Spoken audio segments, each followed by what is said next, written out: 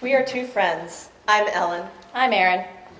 We met in a gymnastics class years ago. For our kids, not us. And we have been intertwined in each other's lives ever since. But not in a backbendy sort of way, just to clarify once more. And this friendship has evolved into us writing a blog together. While writing one day, I came across this prompt, 10 things I really like about myself. I thought we should do it. It would be positive and upbeat. I said, I'm tired of talking about us. Which is a weird attitude to have as a blogger. And I said, why don't we ask our kids what they think is good about us? And I said, you go first. So that night, as we were winding down and getting ready for bed, I asked my daughters, then 13 and 11 years old, what do you like about me? The calm evaporated and they charged up like someone had just changed their batteries. Apparently, asking adolescents for their opinions about their parental unit can set off a three-ring circus. People like to give opinions. Who knew? I pointed to my youngest. You go first. She replied, you buy us Cheez-Its, 3 boxes at a time. I sighed heavily. This was not going to be the Hallmark tribute to Mom I was looking for. But I'm no quitter. I tried again. But what do you like about me? Beyond what I buy for you. You know, the inner me. Without missing a beat, she said, you have intestines. You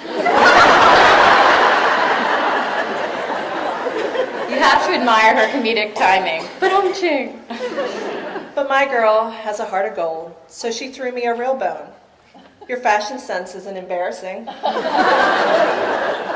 It may sound like a backhanded compliment, but coming from an adolescent girl, that right there is like an Academy Award, a Nobel Prize, and Olympic gold, all rolled into one. She went on to say, you do doctor stuff like healing my wounds. I thought, this is more like it. She proceeded, you make great tater tot casserole and you stay fit. I decided not to comment that these two things don't even belong in the same sentence. I'm glad I kept my mouth shut, because here's what came next. I like that you made me. I'd be lying if I said my heart didn't swell, but I also saw this as a perfect time to quit while I was ahead. So I turned to her sister, you're up. She left the gate galloping with, you're able to persevere through anything. I was ready to leave it at that, but she thought for a moment and added, you don't get all uncomfortably up in my life. You're also very creative with your blog. Okay, that sounded a little more teen-like, but extra points for the blog compliment. And she still wasn't done.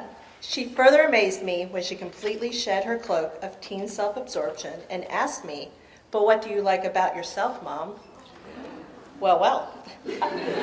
I guess I was going to answer Erin's prompt after all.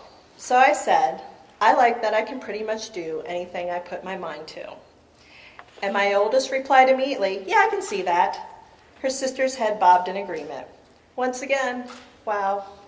Validation was mine, reflected back to me by my daughter's words. I thought, this was a great exercise. And after Ellen told me this story, I thought, I want this in my life. I need this in my life. Plus, I have 5 kids, who at the time ranged in ages from 4 to 14 years old. I had a larger pool to draw from. My answers were going to be even better. Let's just say, my first thought after my crew reported what they like about me, I understand why some animals eat their offspring. To be fair, we were all sardined into the minivan on a multi-state, endless car trip when I turned off the DVD player and yelled over the ensuing din of protests, so what do you think is great about me? It became deathly quiet, as in they were heeding the age-old advice, if you don't have anything nice to say, don't say anything at all, or they were finally overcome by the smell of feet and stanky sports equipment. You could hear crickets chirping. Then, from the deep back bench, my oldest son, the one I labored with for 27 hours, who gave me a grade 4 tear, with no drugs, said, well, you make great chocolate chip cookies. He was 14 after all. All boys think about is food. I will never wear a two-piece again because of that child, and that's all he's got.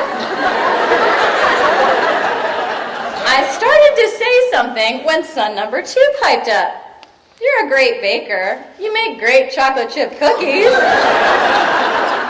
I thought, okay, slacker, your brother just said that. Such a middle child. The Brady Bunch jam syndrome is real, people.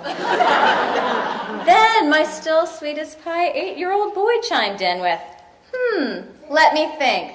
You make great chocolate chip cookies. Really, boys? Where's the love? Now, I know the way to a man's heart is through his stomach, and my cookies are damn fine, but where was my love song to Mom? Where was my ode to the woman who gave me life? Why did Ellen get unicorns and rainbows, and I'm left choking on stale cookie crumbs? So I decided to be a little more instructive. I offered them some examples, sharing what Ellen's girls had said. Now, the girl child, who had just turned 13, she was right with me. She was on board. You're a creative writer, a good friend to everyone, you stay fit, you have a good fashion sense. Oh, and you make really great chocolate chip cookies. That all sounded very familiar. Note to self, explain to her some of the finer points of plagiarism. But there was still hope. My sweet baby boy had not answered yet. The one who considered me the most beautiful woman alive and still thought the world revolved around me could surely deliver the gem I was hoping for. And then this. You're really good at yelling at Daddy. Well, isn't that the pièce de résistance? I feel like I need a disclaimer here. We were on a car trip. I was driving. Why did you ask on a car trip? A miserably long car trip. Timing is everything. But seriously? Are you kidding me? The whole carload of them thought they were a total hoot, and raucous laughter ensued. They were pretty funny. So to summarize, Ellen's kids will be picking her tiara up from the jeweler's any day now, and my kids want me in their own little sweatshop churning out the baked goods. There are no report cards, performance reports, or gold stars for motherhood. But you can always ask your kids how you're doing. We dare you.